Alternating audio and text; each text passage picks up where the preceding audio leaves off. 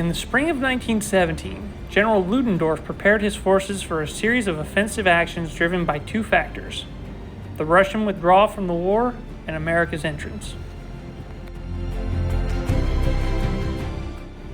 Recognizing the impact the American forces would have on the Western Front, the German commanders realized they needed to act quickly to break the Allied lines before these reinforcements could tip the balance against them.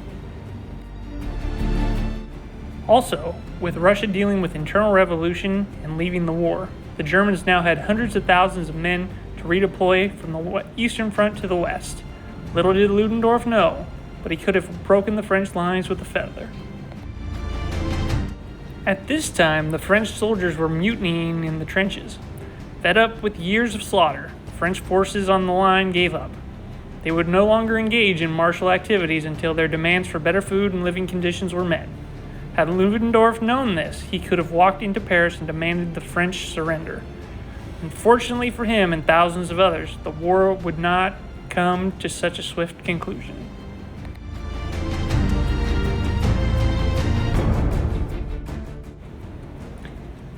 Having broken the soldiers' strike, the Allies were prepared to face the might of the entire German army for the first time in the war.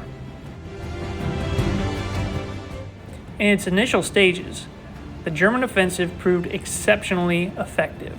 Having learned from 3 years of near constant engagement, the German forces put this knowledge to work and hammered the French and British positions. Lines were broken, armies retreated, and it seemed that the war in the trenches was now over. Commanders peppered U.S. General Pershing to release American troops to plug the gaps.